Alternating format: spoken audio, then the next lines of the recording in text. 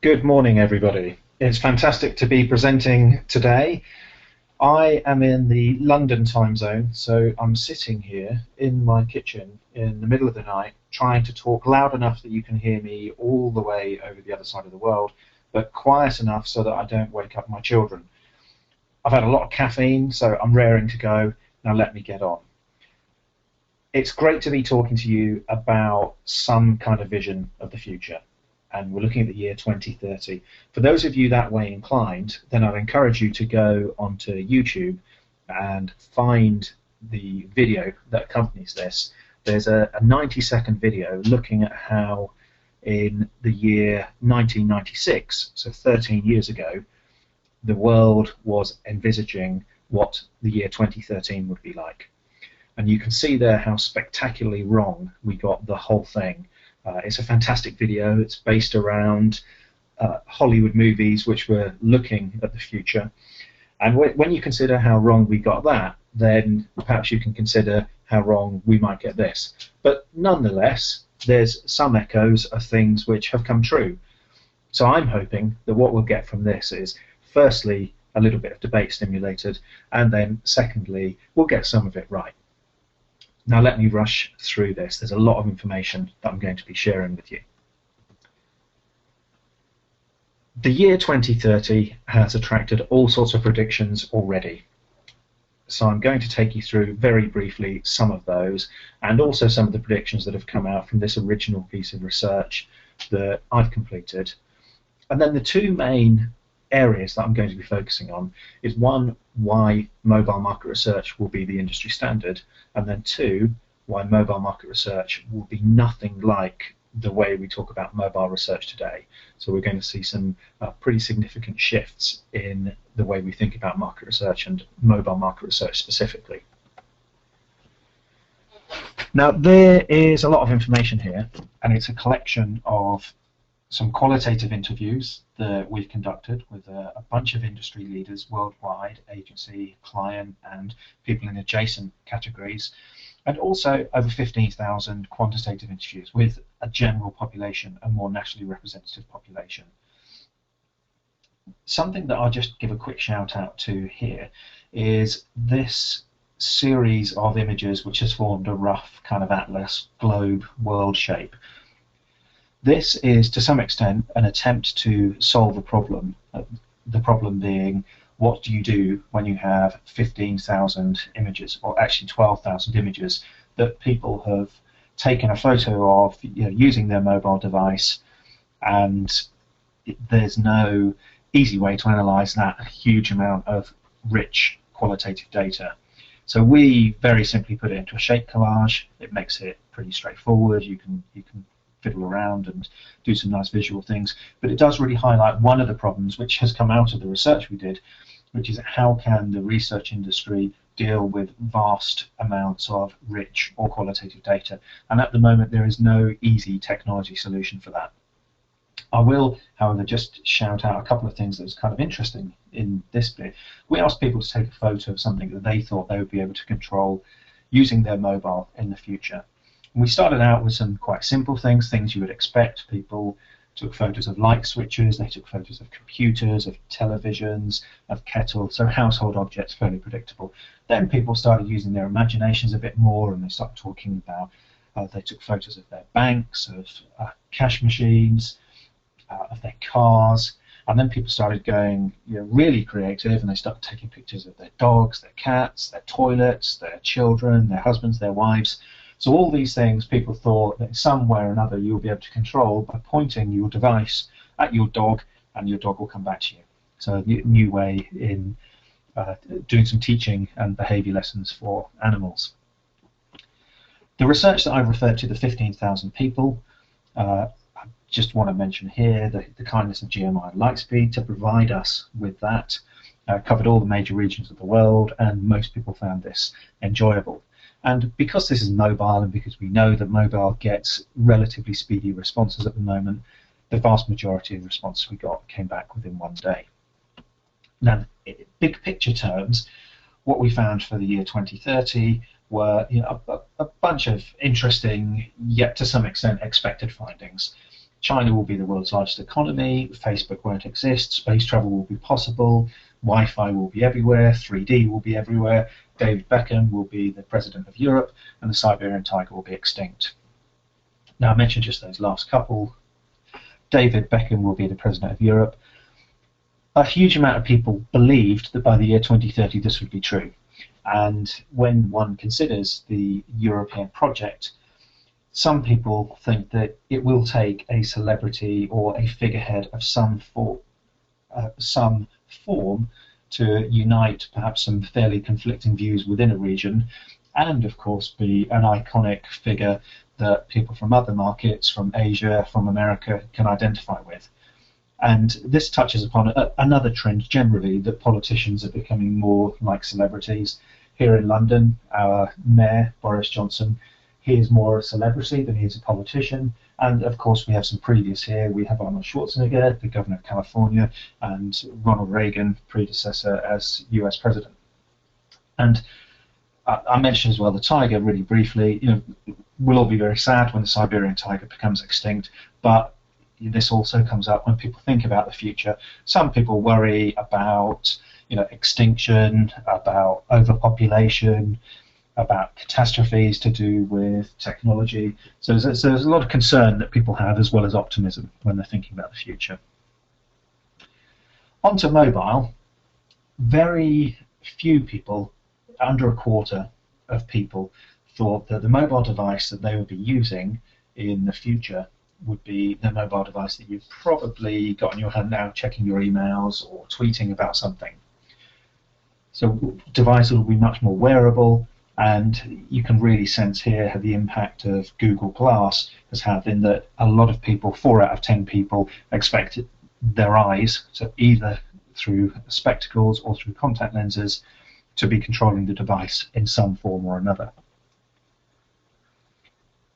As well as that, the phone will be even less of what we consider a phone to be today. It will be much more, again, all these things we do today, but we'll be watching many more movies and films, we'll be doing payment, we'll have everlasting batteries, we'll be using our phones as some kind of digital health device, we'll be doing electronic voting and doing everyday meetings using our mobile devices, in the same way that we're perhaps using something like this as a go-to-webinar. Using mobile in these formats will become much more common. Because we'll have so much more ubiquity around devices and mobile devices being used in all sorts of different situations, there's an expectation that etiquette and rules will also have to evolve. And we already see some challenges there, where we turn up to meetings, especially conferences, and a huge number of people, they get their technology out, they pop it on the table in front of them, and people, they find it very hard to concentrate on just a single thing, because they're always being interrupted or deliberately interrupting themselves through using these devices. When all of these amazing developments are more commonplace, around lie detection and sarcasm detection, and negotiation advice, and people are wearing contact lenses, and they're being automatically cued to how best to run a negotiation, there's a general expectation that we will need to start institutionalizing some rules or some guidelines around this sort of behavior.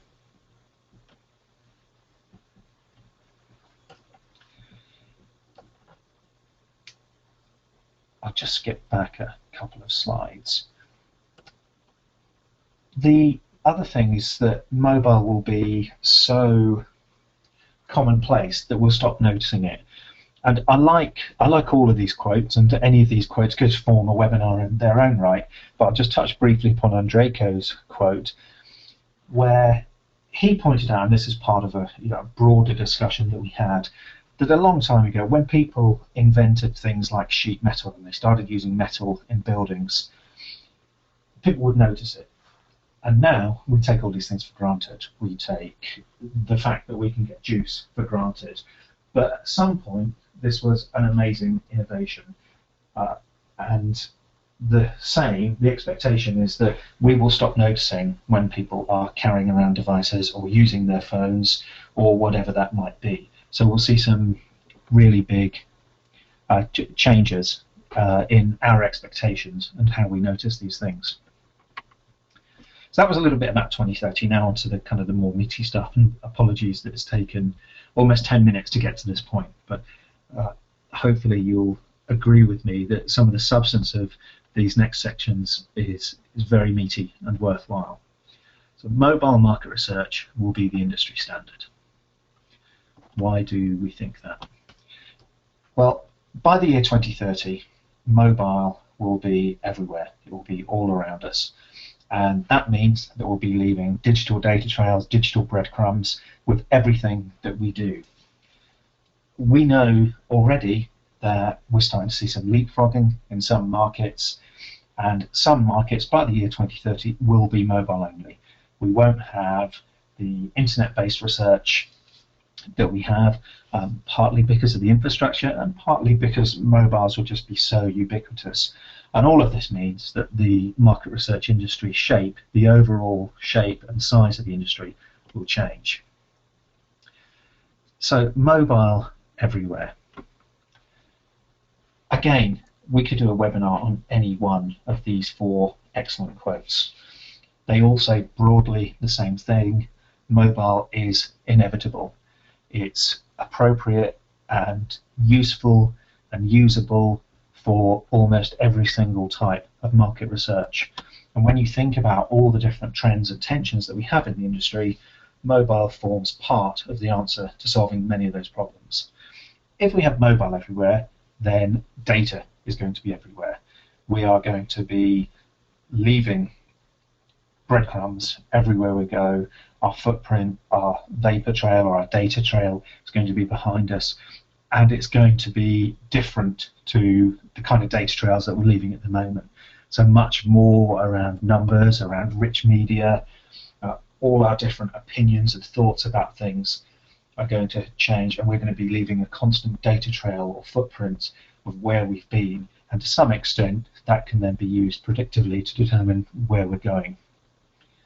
I mentioned that some markets will be mobile only, and here we have people talking about Africa, talking about Asia, then talking about some specifics, and really why mobile is important both today, but then inevitably in the future, while mobile will be the only channel, or straight to mobile.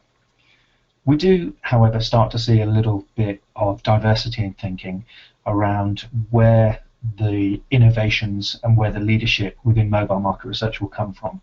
On the one hand, we have people saying that the US will constantly be the lead innovator, and others saying it will be somewhere in Asia Pacific. If I had a bigger slide, we have people making a case for Latin America, people making a case for Africa, people making a case for Europe. So there's lots of different views. And clearly, it's one of those territories, one of those areas where people, based on their own experience of perhaps where they're anchored or where they've seen innovations or innovations that have become most useful for them, that to some extent has dictated their thinking. What's great about this is whether the innovation is coming from one part of the world or another, there's no real resistance or contradiction that we are going to see huge innovation. It's just a question mark over who's going to be leading that. And that innovation will have some dramatic shifts on the shape of our industry. If we look at where we are at the moment, our industry is around about $40 billion. The belief, where we've taken a number of different people's expectations, is that the industry will grow 9 or 10 times larger than that, and the majority of that growth will come from mobile research. A couple of big things jump out for me on this. The first thing is that when you look at the shape of the bars from mobile research to non-mobile research, what mobile research is doing is it's creating new ways, additional ways of doing research. So the non-mobile research, although that will also have a different kind of shape and there'll be different methodologies implicit within that, the point of this is that this is additive, so we're growing the size of the pie.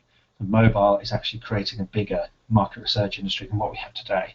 The second point, the dramatic point, is even though this year has been the year of mobile, and last year was the year of mobile, and the year before that was the year of mobile, and next year's the year of mobile. However you look at that, we've got a really long way to go to get up to that $300 billion figure. $300 billion is a big figure. However, we're not the only people to draw that conclusion. Again, I remind you that this is based on 80 experts across the industry. So it's not my opinion that it's going to grow this big. And also, if you have been following the conference circuit this year or following the tweets emerging from those circuits, you'll see that other people, other very, very large companies who are entering the research space have also come up with similar kind of $300 billion plus predictions on the size of the market research and the mobile market research landscape. So mobile market research will be the industry standard, but it will look nothing like it is today. Now, why do I say that? Or why am I reporting back that people are saying that from the research we've done? Well, that's because mobile is incredibly disruptive, and it's going to have a massive, phenomenal impact on the shape of the market research world. We'll be inventing new research models, we will be having a different approach. Our types of debriefs and outputs will be dynamic, much more dynamic. This kind of forum, whilst it will still exist, will be considered as a bit boring, a bit old-fashioned, and we all need to absolutely get on this bus, or we're going to run into some serious problems as individuals and as companies. So mobile market research will be nothing like it is today because mobile is going to have a bulldozer, colossal impact on market research. A little bit later I'll show you what some people think a typical market research project will be like in this new future, but in order for us to get here, Pravin from Korea, who himself is a disruptive innovator, he's saying we need to take the blinders off. We've got to stop looking at research, looking at business and industry in the way we've been doing. We've got to take the blinders off, and we've got to look much more broadly. We've got to use our peripheral vision as an industry to see what the possibilities are. Now, we're going to have so much different data around. That means that we've got to challenge ourselves around the way we do our data collection and our interpretation and the kind of things we measure. Again, there's some big points here from three very clever people, three great companies. I'll highlight just simply Alex's last sentence. A big thing that research is going to need to let go of is this consistency. So this need to have a backward-looking, consistent data set, because as we're moving forward, we're going to need to change the way change the frameworks and the way we think about these different things. That means there'll be new skills required, there'll be new companies, new players who are coming around. For those of you that don't know 9010, have a look at it. They've done some very pioneering things around social media, around open innovation, and around open research. We also know that in the new world, and maybe this is even true today, the importance of having a really, really good sense of whether something is right and an approximation, so 70 or an 80%, if you can have that today, perhaps that's good enough. Rather than waiting until tomorrow, or realistically for a lot of research projects for a couple of weeks to get something perfect, let's get smarter at using approximations, at using heuristics, the same way that we do as humans. Let's try and apply that a little bit more in our market research discipline. So the school of hard knocks is going to perhaps be a bit more prevalent. Now, Joe points out that most of what's possible in the future when we use our imaginations to try and think about where we could go, it's already available. It just hasn't necessarily been productized and packaged in a way that makes it easy for all of us as researchers, whether as a buyer or a supplier, to use easily. So we have to have a bit of a packaging and pulling things together in order to be able to realize some of the disruption that we imagine is going to happen. Now, we're not going to be the only people trying to connect with people. As a consumer, I'm available to do a survey. but also I'm leaving a digital data trail. That means that every single company, drinks, food, luxury, consumables, holidays, every industry that I have some form of connection to will be able to target me, and will find it very easy to target me because of the data trail that I'm leaving.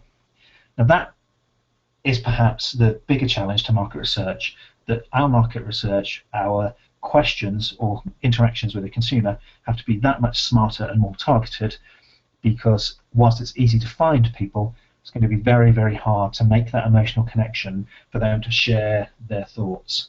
That's going to be even harder because we've already seen the data, the privacy, the personal data economy. This already exists in a number of places, and that's going to scale up. It's going to be bigger and bigger and bigger. And we're all to some extent already on some kind of virtual panel, but people are beginning to recognize more and more the value in their own thoughts, their own opinions, and their own data. I've mentioned it already, debriefs are going to need to change. Now imagine a future where you've got real, fast, proper analysis, insight, and interpretation being fed to you on your tablet or into your contact lens when you're standing on a platform delivering the results of your latest product launch or your awareness scores. Whatever this business challenge might be, we're going to have, people believe, much faster, smarter, dynamic, interactive debriefs, which aren't going to be the way we see them at the moment, people coming together for a single webinar or a single presentation.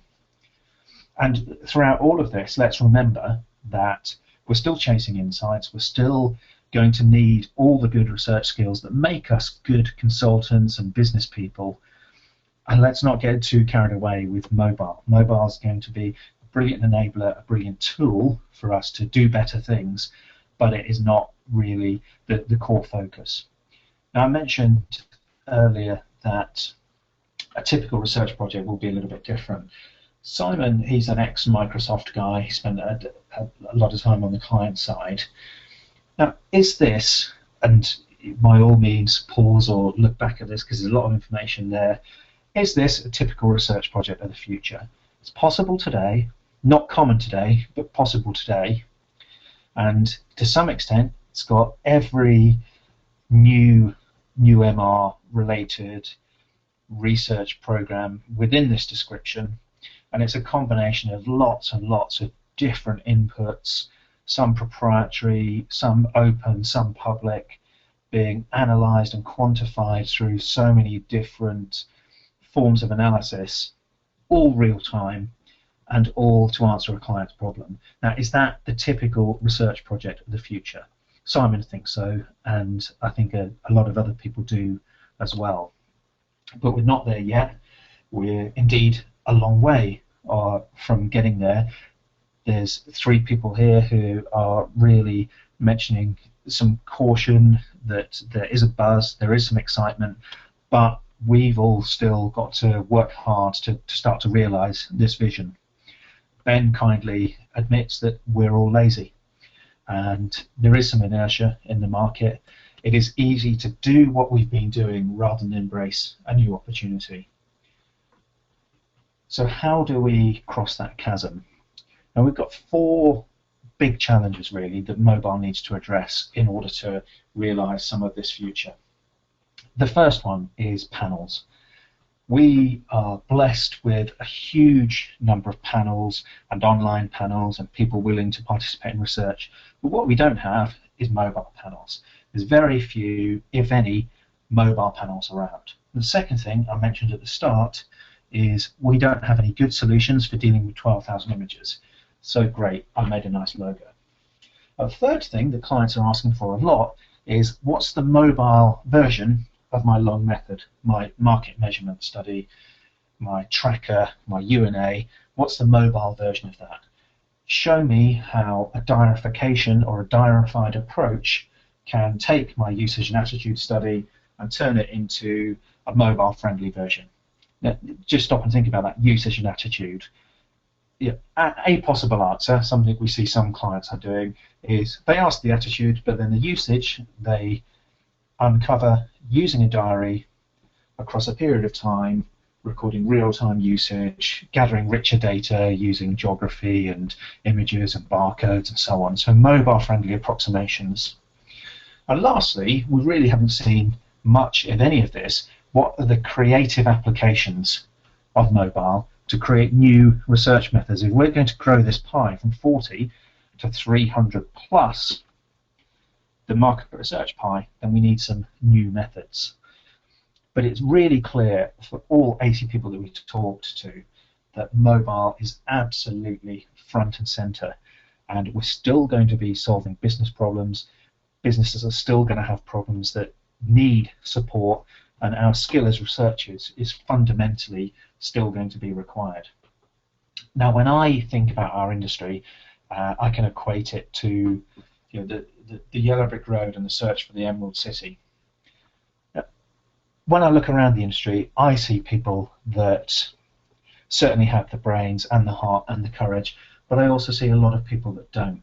So my challenge is, do we really have the courage to cross the chasm, to go over that bridge, to start inventing new methods? Because if we don't have the courage, then I fear that we're not going to find some lions.